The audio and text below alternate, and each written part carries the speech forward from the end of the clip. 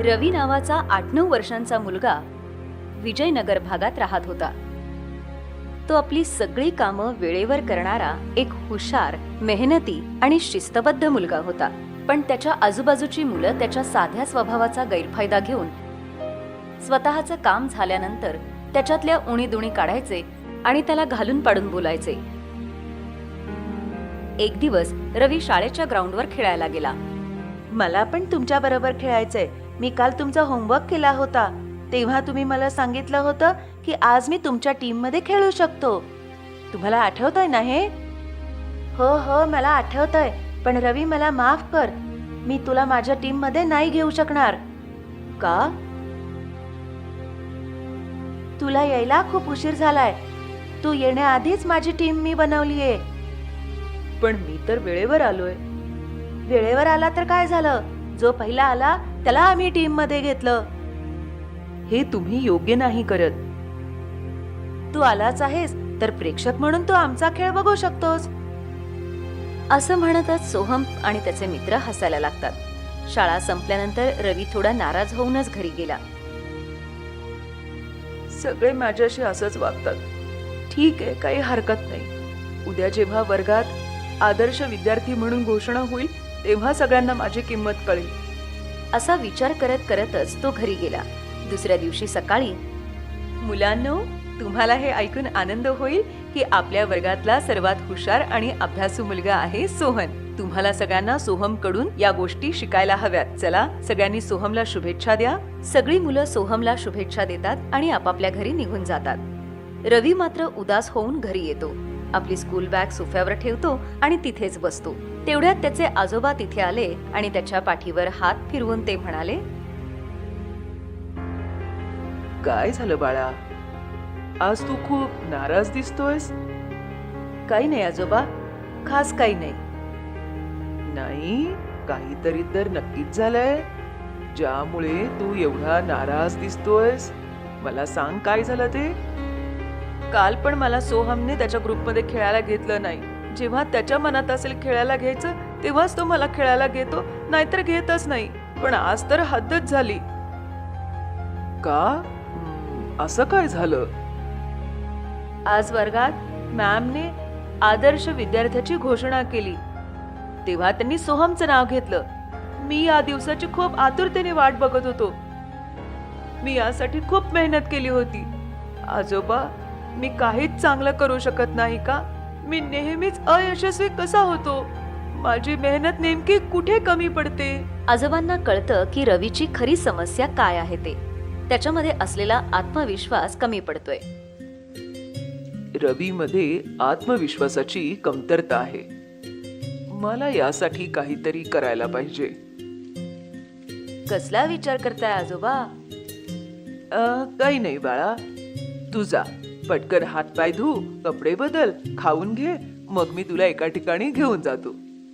कुठे आजोबा? तू तयार तर हो आधी, मग सांगतो.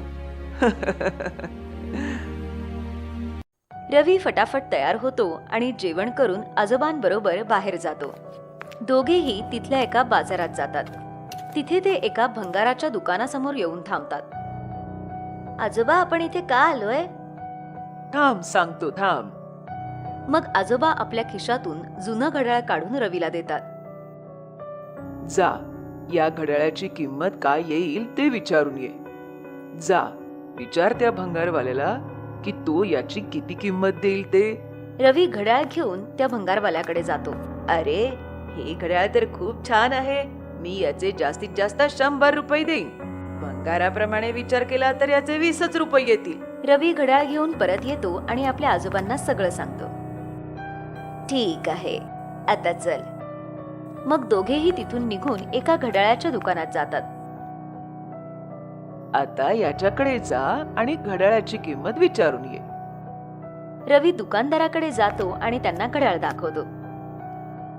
घड्याळ तर खूपच जुनं आहे, पण अशी घड्याळ आता होतही नाहीत. याचं सामान पण मोठ्या मुश्किलीने मिळतं. पण मी याचे तुला 1000 रुपये देऊ शकतो. रवी घड्याळ घेऊन आजोबांकडे जातो आणि त्यांना हे सगळं सांगतो. ठीक आहे, चल. मग आजोबा त्याला घेऊन एका अँटिक सामान विकणाऱ्या दुकानात घेऊन जातात. तिथे खूप जुन्या काळातल्या काही मूर्ती, कोरीव काम केलेल्या वस्तू, फ्लॉवर पॉट, जुने पेंटिंग्स विकायला असतात. आजोबा रवीला घेऊन त्या दुकानात जातात आणि तिथल्या दुकानदाराला ते घड्याळ दाखवत म्हणतात, साहेब, माझ्याकडे हे जुनं घड्याळ आहे. जरा बघा तर आज घडीला या घड्याळाची काय किंमत असेल ते. दुकानदार त्यांच्याकडून घड्याळ घेतो. साहेब, हे घड्याळ तर खूपच दुर्मिळ आहे. हे घड्याळ दुसऱ्या विश्वयुद्धाच्या वेळचं आहे. याची किंमत तर लाखो रुपये आहे. कमीत कमी जरी म्हटलं तरी 7 ते 8 लाख रुपये किंमत नक्कीच असेल याची. घड्याळाची किंमत ऐकून रवी आश्चर्यचकित होतो. मग दुकानदार म्हणतो, तुम्हाला हे घड्याळ विकायचं आहे का?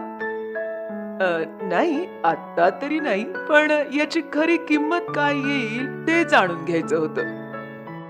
हे माझं कार्ड घ्या. तुम्हाला जेव्हा कधी हे घड्याळ विकायचं असेल तेव्हा मला नक्की फोन करा. मी तुम्हाला याची सगळ्यात जास्त चांगली किंमत देईन. आजोबा त्या दुकानदाराचे आभार मानून रवीला घेऊन बाहेर पडतात. बघितलंस रवी, एकाच वस्तूची किंमत 3 वेगवेगळ्या लोकांनी आपापल्या हिशोबाप्रमाणे कशी सांगितली ते. अगदी तसंच आपल्या आयुष्यात पण होत असतं.